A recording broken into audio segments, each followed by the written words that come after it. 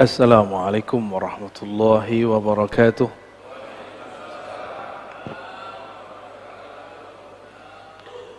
Alhamdulillah rabbil alamin. Wassalatu wassalamu ala sayyidil awwalin sayyidil akhirin Sayyidina Muhammad wa ala alihi wa ashabihi wa li baitihi wa zurriyatihi ajma'in. Allahumma aftah qulubana bifutuhika kama fatahta li'ibadika as-salihin wa akhrijna min zulumatil wahmi wal jahli lil ma'rifati wal ilmi amin ya rabbal alamin. Bismillahilladzi la yadurru ma'a ismihi syai'un fil ardi wala fis sama'i as-sami'ul 'alim. Na'udzu bikalimatillahi tammat min syarri ma khalaq. Allahumma nas'aluka khaira hadzal yawm wa khaira ma fihi wa ba'dah. Na'udzu bika min syarri hadzal yawm syarri ma fihi wa innaka anta 'allamul ghuyub. Jamaah subuh yang diberkahi Allah, kita masuk ke bab yang berjudul khalwah, berkhalwat. Berkhalwat secara bahasa berarti menyepi, bersunyi-sunyi, ya. Khalwat itu bersunyi-sunyi, gitu bahasa konyolnya lah, ya. Karena khala artinya sesuatu yang sunyi, sepi. Ini adalah salah satu daripada ruknut tariq, salah satu daripada rukun tariqah, rukun tasawuf. Jadi kalau orang belajar tasawuf cuma ngaji-ngaji kitab, itu belum disebut bertasawuf. Cuma baca-baca wirid, belum. Cuma diskusi-diskusi, belum, masih jauh. Kalau cuma ngaji kitab namanya ilmu tasawuf.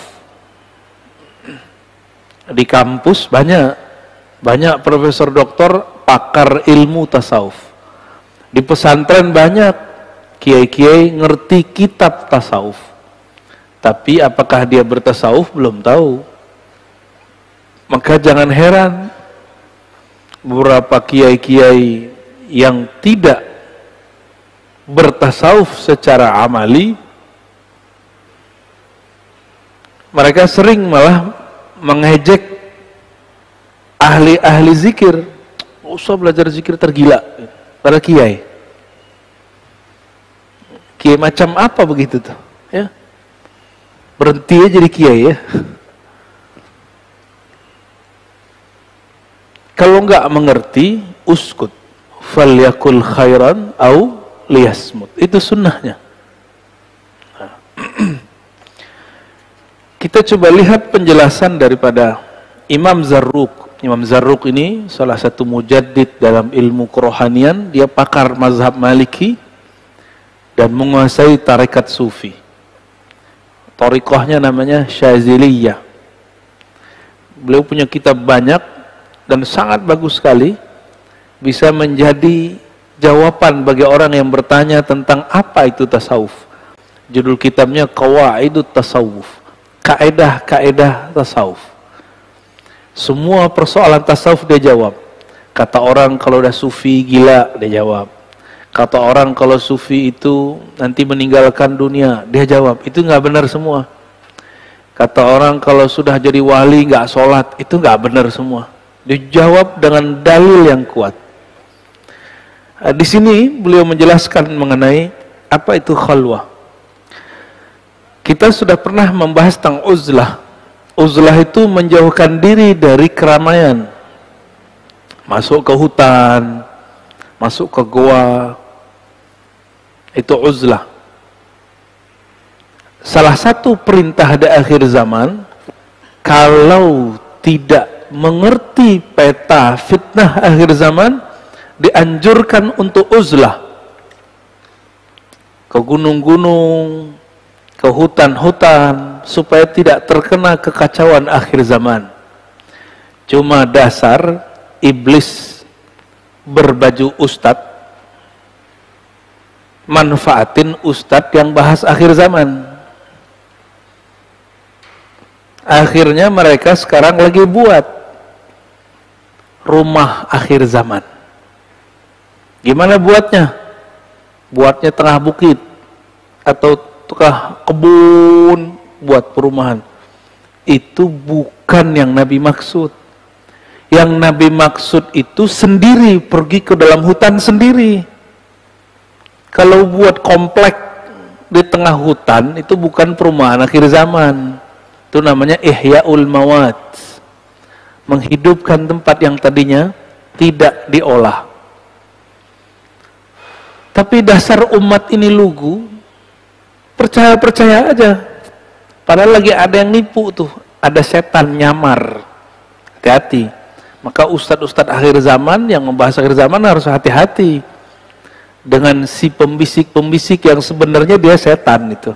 Setan bertubuh manusia. Dia lagi bisnis, manfaatin agama. Umat betul lugu. Kita sudah berapa kali Pak dengar berita orang ketipu karena kafling atas nama agama, benar nggak? Maka saya mengajak agar umat jangan terlalu lugu, jangan mudah ditipu dengan penampilan. Mulai kritis, jangan kritis sama dalil doang, mana dalilnya, semuanya harus dikritisi. Kecuali kepada guru yang benar-benar guru, maka kita beradab di depan beliau.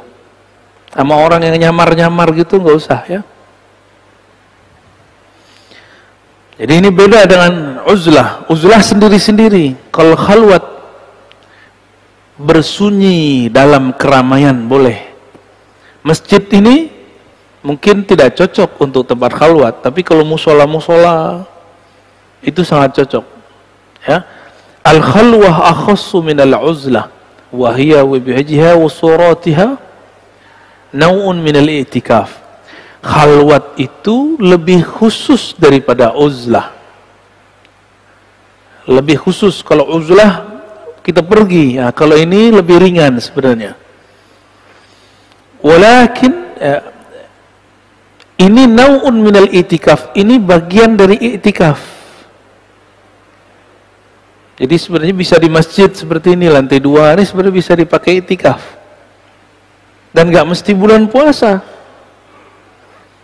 Karena bulan puasa, mohon maaf ya Pak Pengurus, yang nyeting i'tikaf bukan ustadz. Akhirnya ala-alaan, tahu ala-alaan. I'tikaf, tapi isinya bukan i'tikaf. Nabi i'tikaf bulan puasa 10 hari terakhir. Apa yang Nabi buat? Nabi membuang semua aktivitas-aktivitas duniawinya. Handphone disimpan pastinya, ya. Itu bid'ah itu, lagi i'tikaf kok masih pakai handphone. Apalagi kajian dikurangi. Cukup kajian-kajian yang mengarah kepada tazkiyatun nafs, merawat kolbu. Itu harus dikurangi. Jangan banyak muzakarah. Pengajiannya cukup 2 kali aja, pagi atau malam gitu. Atau sore sebelum berbuka. Jangan banyak-banyak. Banyakin waktu untuk tafakkur, untuk zikrullah, untuk khataman Quran, untuk sholat. Kita ini 11 bulan udah kebanyakan pengajian, ngamalinnya belum. 10 hari aja ngamalin. Maka ada namanya kurikulum i'tikaf. Nanti kalau mau buat i'tikaf di sini saya kasih kurikulumnya, dan saya ijazahkan. Nanti kita ada namanya risalatul i'tikaf, risalah i'tikaf. Ada panduannya dari bangun tidur sampai mau tidur lagi. Bahkan kalau perlu nggak usah tidur. Cuma 10 hari. Dan seumur hidup saya, itulah hari-hari terindah selain mengaji ma'rifatullah. Jadi hidup saya 2 aja. Ngaji ma'rifatullah itu nikmat sekali. Yang kedua i'tikaf. I'tikafnya sudah nggak ngajar. Jadi nggak direcokin lagi sama jamaah. Kalaupun ngajar, yang kita ajarkan itu panduan i'tikafnya. Ngapain lagi i'tikaf? Ini zikir yang diamalin, ini adab yang dipakai. Itu nikmatnya bukan main. Kalau orang bilang lagi kasmaran, hanya aku dan engkau. Itulah yang terjadi kalau lagi itikaf. Hanya aku dan engkau ya Allah. Nikmatnya bukan main. Man lam yazuk lam ya'rif. Yang enggak tahu, enggak pernah coba, enggak akan pernah mengerti. Tapi kalau yang pernah coba itikaf Allah itu mengerti maksud saya, ya.